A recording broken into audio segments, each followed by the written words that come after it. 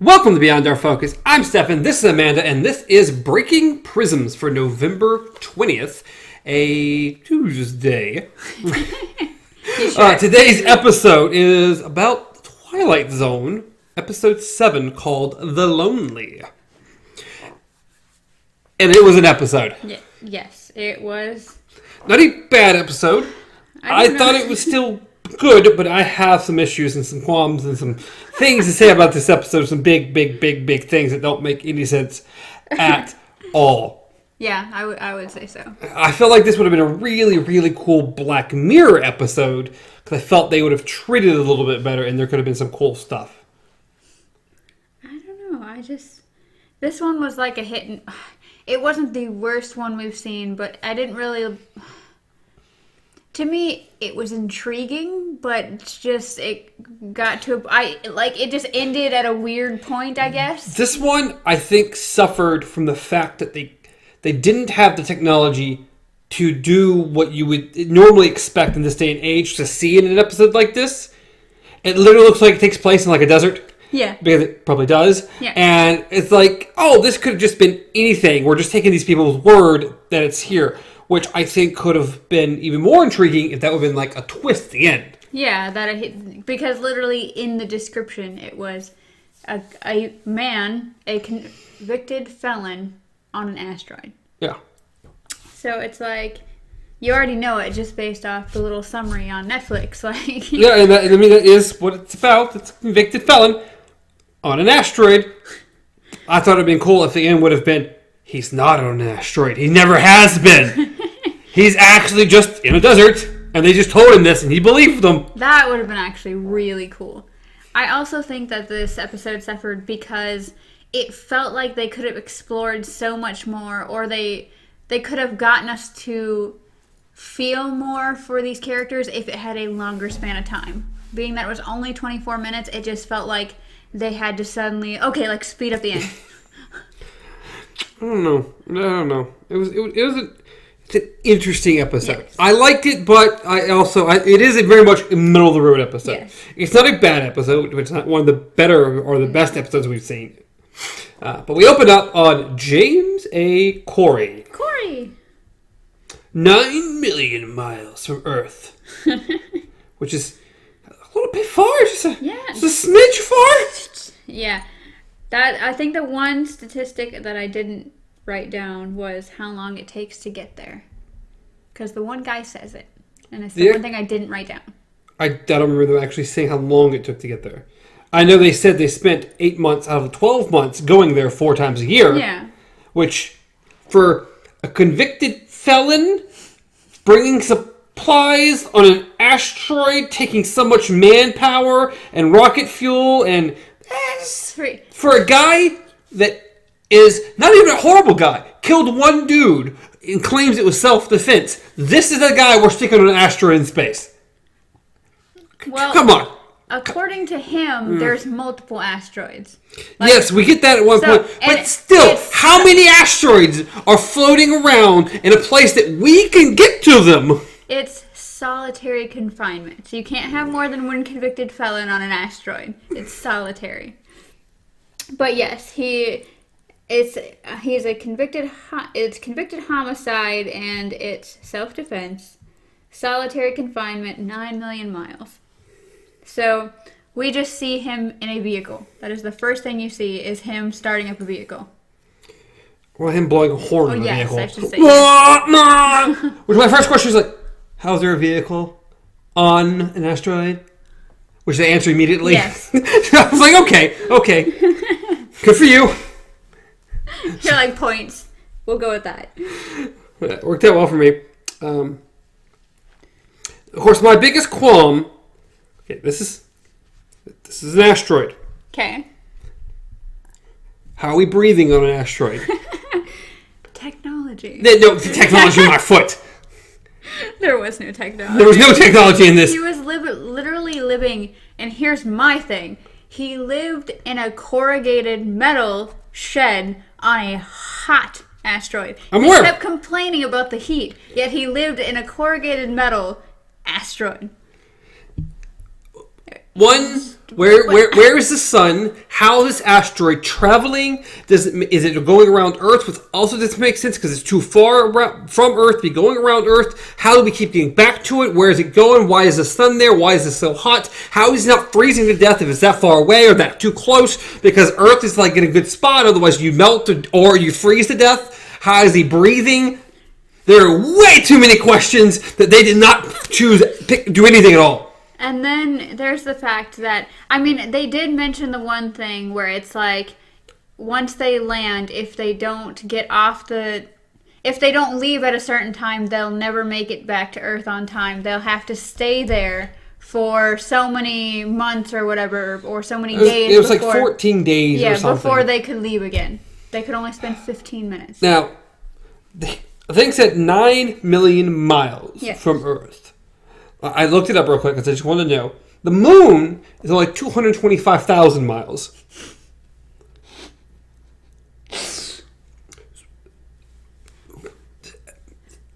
Where is this asteroid? What? In the Twilight Zone. In the Twilight Zone. That's exactly what they say. There's a lot of irregular. Wait, can't even say the word. Irregularities. Thank you. In this episode, this would have been better if it had been like a small, self-contained prison. Yeah. On an asteroid, and there was air and stuff inside that. Maybe you have like an area to live in, and you maybe had like big, giant, open windows and stuff, so you can see out on the asteroid. And like, okay, he can breathe because he's inside this. It's temperature controlled because he's inside this. Everything could be explained if there was a building he was inside versus a little tiny metal shack in a desert. Dome. Just too many questions.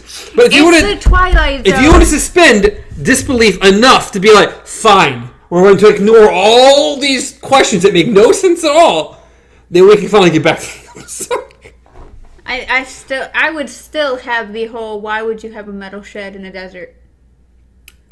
Why not? That's what he had to live in.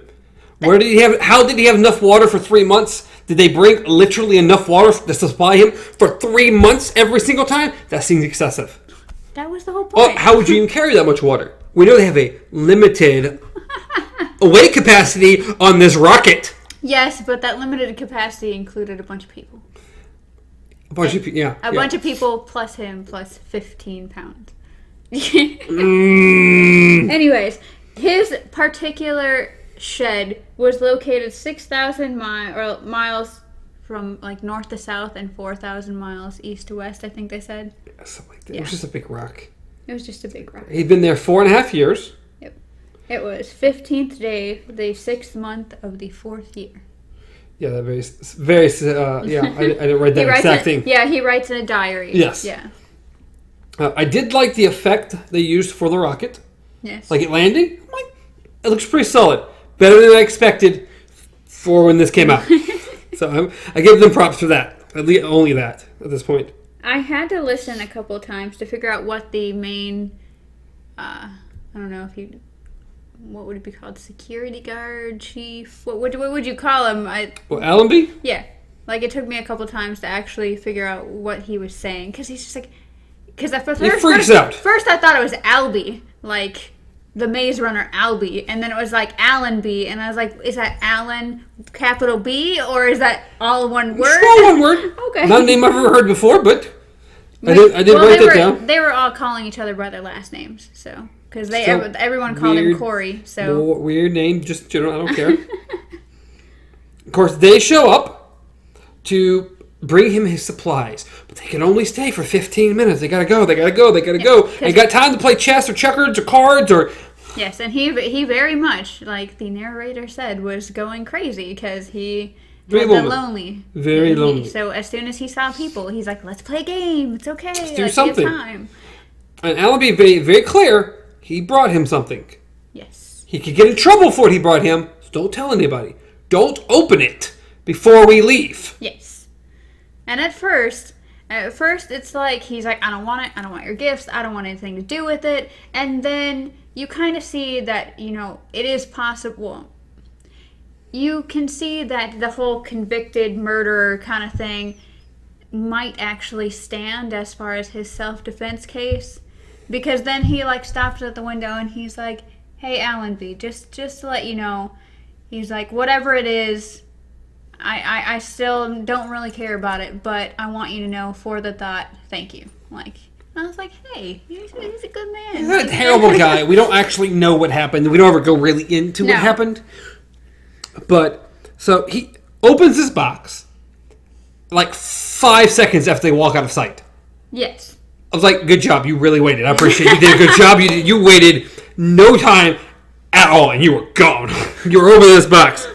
For something you didn't want, you rushed to open it. Oh, yeah. And it's like, no worries. It will, you don't need any activator. The air will do that. Yes. The air. All this air on this asteroid will just activate this thing. Because why does it even need air? What does it have to do with anything? He doesn't know. He's getting all these cryptic messages from him. Like, oh, and there's a manual in there and everything like that. And just, all you have to do is just open the box and just, you're fine like that. So, you just see him kind of standing next to the box. Reading the instructions. Yes, and the plastic's flying in the wind, and then you look up and there's a lady standing there. Yep, Alicia. Alicia? Alicia.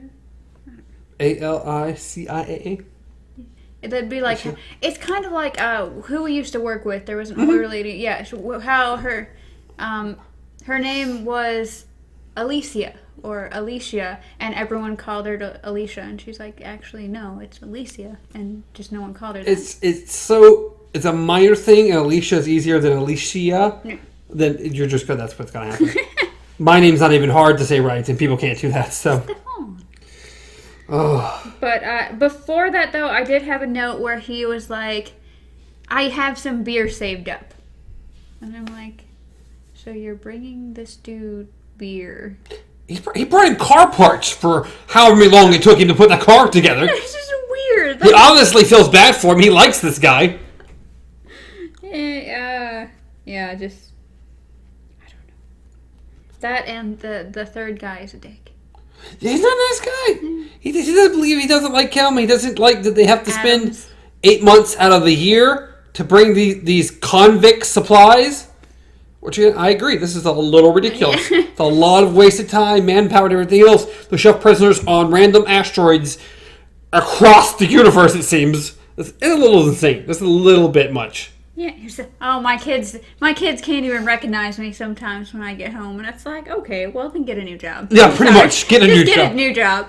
And then he's like, when he was trying to say like, hey, it was self-defense, he's like, oh, yeah. I forgot what he said. It was one of those common lines like, oh, I feel so bad, or something like that.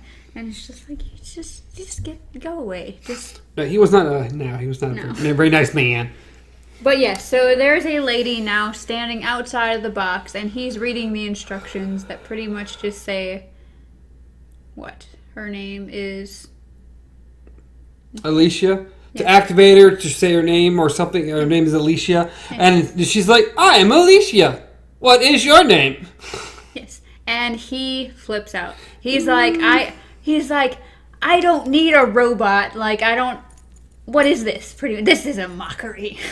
Yes, he does not like her at all. And she doesn't understand at first, so she just repeats her name and says... Yeah. And, I don't know, then... See, that's... Then we cut away for, like, a commercial break that wasn't a commercial break. It's on Netflix. And we come back, and they're just inside the shack at this point. Which is weird, because we suddenly went from, hi, my name is Alicia. What is your name? Hi, my name... To suddenly, like, full conversation, full...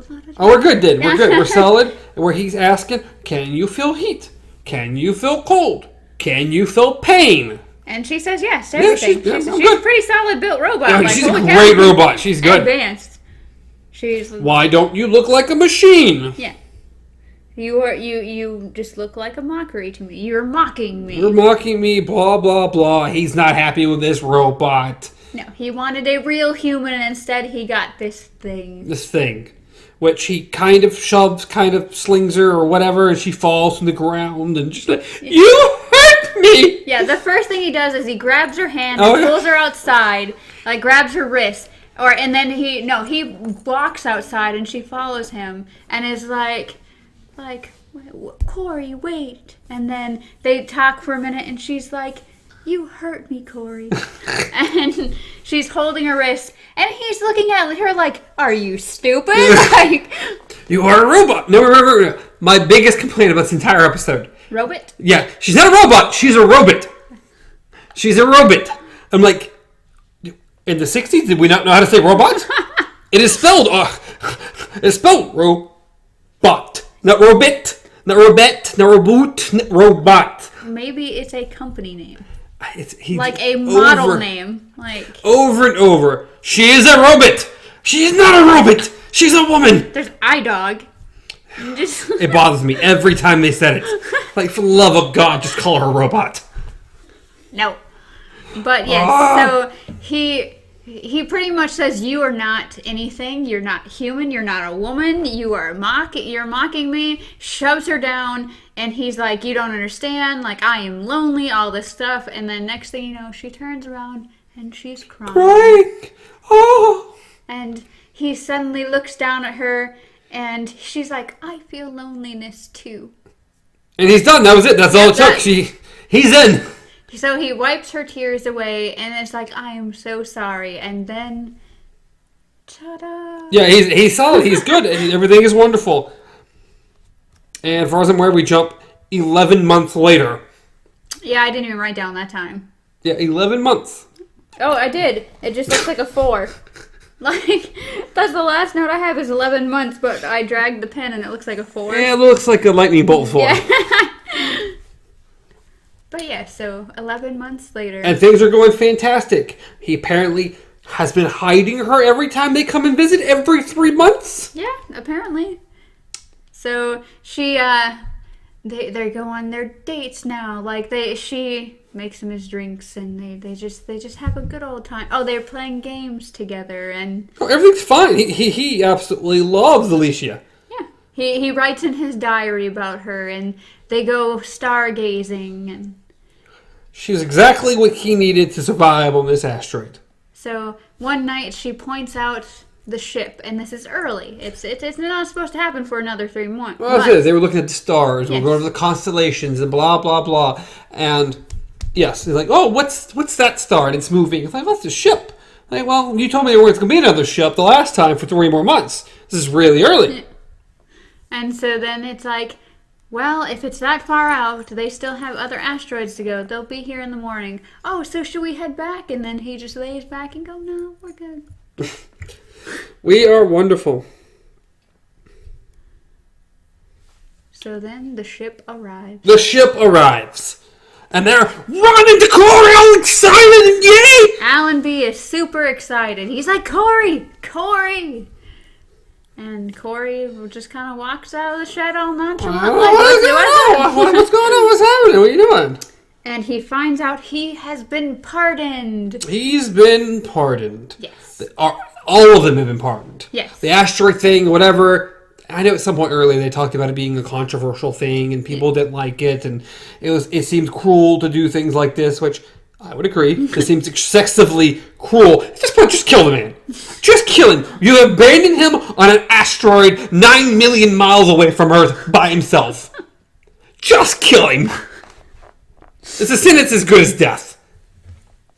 But anyway, so we come back. Yeah, they land and blah, blah, blah. He's been pardoned. But we only have 20 minutes, and we've got to go. Yes. So only you, we got a heavy load. We can take you and 15 pounds of stuff. So pack light. Yes. He pretty much is like, we've already collected all the other people off the asteroid, so it's like just you and 15 pounds. And he's like, oh, well, I don't have 15 pounds worth of stuff. I just have my shoes and my notepad and my pencil. I'm good. And I'll just grab Alicia and we'll keep going. And the first thing that happens is the other two guys are like, what? Which I think is the most convenient story thing ever. We only have 15 extra pounds. Or the ship just won't take off. It won't do it. Well, we don't know how... Well, I guess they did say how many people. I just didn't write it down. It's of course It's- all too convenient with just enough room to take you and maybe a belonging or two. That's it. You can't go beyond that. That's it. That's all we got. And he pretty much was like... What she didn't comprehend. No, well, that's the thing, is that he has been with her for so long that he officially believes she's a woman. She's not real. She's not a robot anymore. She's not a robot. She is a woman. So when he's like, oh, I'll just get her and we'll get up and go. And it's like, 15 pounds. And it's like, she can't go. She's just a robot. And no. She is a woman. She is not a robot. She is a woman. She is a woman, and they argue back and forth, blah, blah, blah. And, of course, he goes to find Alicia, first in the shed, which I don't think she would have been there, because naturally she probably would have hid somewhere else, because they're not supposed to know she's there, because he could be blah, blah, blah, blah, blah. And then we go over there, and he's like, show him you're a real person, blah, blah, blah. He's like, she's not. She really isn't. And then he's like, I have to, and he starts pulling out his gun, and I'm like... My first response was, Corey's gonna step in the way and get shot. That was my first response. He's gonna sacrifice himself for this robot that he hated. Yeah, and I think my other thought was that he was going to stay. Yeah, or he was going to stay. Yeah. But I mean, I thought he was going to stay, and then he started pulling out the gun. And I'm like, okay, no, he's gonna get shot. Yeah. And then, boom, right in the face. Yeah. Well, of all the places to shoot her, you shoot her in the fucking right in the face, where it tears off like 90% of her face. Yes. She's and just gone. Wires and everything, and he's staring down at her. And my next thought is, he's still gonna stay. He is so like devastated by this. He's just gonna, either that or I was thinking he was gonna kill himself. But yeah. But no, he gets over it so quick. Oh. It's not even funny. Oh, I guess she is a robot, so I need to go. Pretty much that's it. That's it. Just remember you're leaving loneliness behind or something. Yeah. I gotta remind myself that. And that is literally the end of the episode. Right there. They're like, come on. And you kind of see him walk a little bit. And that's it. That's it. It's over. I'm like, for this woman you seem to love and believe was a real person and everything, and you spent your life the last 11 months with her, you're like, oh, she's a robot. Okay, well, I guess that was useless. Let's go home. Well, I forgot about that little note, so... Pretty much. Okay, I guess I'll go back there. That's cool. Yeah. No big deal. I'll just go find myself another robot. It's just the entire episode just doesn't feel real enough. I know it's like a distant future, an asteroid and blah, blah, blah. It just doesn't feel real. Just down to her pretending to be this robot thing, down to him just having no emotional response to her death at all. It just doesn't quite feel real enough. And that makes sense. Like, well, it was just confusing to me because it's like, as I said, the entire build up, the beginning, his loneliness, all this stuff, the build up to, oh, I'm only in here self-defense. Oh, I have this robot now. And then from the moment he got the robot to them shooting the robot in the face was like bam, bam, bam, bam, bam. Yeah, like everything went lots of build up. We get her, and then 5 minutes later she's dead and we're moving on. Yes. Like, okay. And not even just moving on. We literally done. Oh, that's the end of the episode. Yeah, we're done. And he, of course, in this Twilight Zone narrator is just like, he's left behind, like, his little... all that's left here is the remains of a man, his little shed, all his machines, and it showed the car, and then it showed her, and then it's just... I can't... Only in the Twilight Zone. Only in the Twilight Zone. I don't know, it felt... That's the issue. I like the episode, and I think it could have been better, but there are things about it that didn't quite vibe right. It didn't work. I'm wondering, not that they'd go back and watch every single episode, but I'm wondering if any of the Twilight Zone reboots that they're doing, if they're going to go back and revisit any old episodes and redo them. I don't know. I don't know what their actual... I always say this, and I always forget. Key and Peele. Which one is the one making the show? I forgot too. I always forget who's who. Always. Anyway, one of them's making, and I don't know what the goal is. Yeah. Because, again, Black Mirror Twilight Zone, they have two very different fields. Twilight Zone doesn't really focus on technology hardly at all, but that also wasn't a thing back in the 60s. So that type of technology, not really a prominent factor. Yeah. They deal with a lot of other issues and a lot of other things, where Black Mirror is very much solely based around technology. Yeah. That is its whole purpose. It is taking these weird events in future. A lot of stuff is set in the future. So they're just very different. I don't know where he plans on bringing the new Twilight Zone. If he's going to try to remain in that zone where it lies from the 60s and stuff, or if he's... Because you can't copy Black Mirror. You can't say, I like that Black Mirror thing. Let's do something like that. No. That's not going to work. You're going to be like, not as good of a Black Mirror, or it's going to feel like you're copying the Black Mirror, and you can't have that. It has to feel on its own and stand on its own, which means you probably shouldn't rely a lot on technology, which this plays a lot with. I think with the Twilight Zone, what I like about it is, as you said, with Black Mirror, it's like based around technology, what technology could do in the future. And I think I like the Twilight Zone because it hits so many different strange points. That was the entire point of the Twilight Zone, was bizarre, the strange, the unknown. So it's like if they at least keep with that, where every episode's not based on the future or the what could possibly happen, but just go like, once again, anthology. Every episode is something different, something strange in a different way. I think they do well. Yeah, it'll be interesting. I'm overly looking forward to it. But I'm also overly looking forward to Season 5 of Black Mirror that we getting teases of. We're going to be getting it sometime soonish, and I can't wait for that. Especially with how Season 4 went. Yeah. Let's see, we're almost through. Next week will be the last episode of Season 2 of Black Mirror. I'm interested for us to get into Season 3, because I like Season 3, and then to see the transition into Season 4, and see, kind of, in my opinion, how different Season 4 is. Not that it's like majorly different, but how different it is compared to a lot of these episodes we've seen in the past 3 seasons. Well, I haven't seen any of them yet, Yeah, besides the ones we have. So you're getting there. We'll go with that. It is going to be a bit strange. I mean, at least it fits, because when that episode comes out, it will be the first week of December. So it is a Christmas episode. Yeah, it's based on Christmas. At least it's in the right month. Right month. It'll be all right. But yes, it's called, what, White Christmas? I believe it's called White Christmas, but I could be wrong. No, it's White Christmas, and it in itself is an anthology. So it's like... Yeah, I don't remember a lot about the episode. It's one of the ones I remember the least about. I remember the main place where the story is being told, but I don't remember any of the stories. Oh, I just remember reading that technology goes askew in like 3 different stories, I think it does. Yeah, so I don't remember. I remember snippets, tiny of that.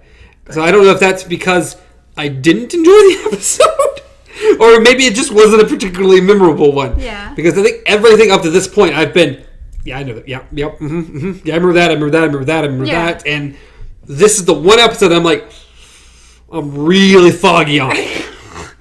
So we'll find out next week. Woo! We'll find out then. But I think we finished up the episode a couple minutes ago there. And we ranted a little bit. But let us know what you thought down in the comments down below. But as always, you can reach me at Stars Untraveled. You can reach Amanda at KZ Pup. Reach the show at Beyond Our Focus on Twitter, Instagram, Facebook, podcast services, YouTube. And like I said, leave a comment down below. Let us know what you thought. If you liked it, if you didn't like it, what was going on. Leave a like, subscribe to the channel. That'd be fantastic. Yay! We do read all our comments and respond. We do. I say we do. We respond to most of them. I do. I respond. Well, she responds. She's a social media person. That's what she does. She's good at that. More so than me. Okay. I avoid people at all costs. Yeah. But, unless there's anything else. Nope, we're good. All right. Till next time. Long days and pleasant nights.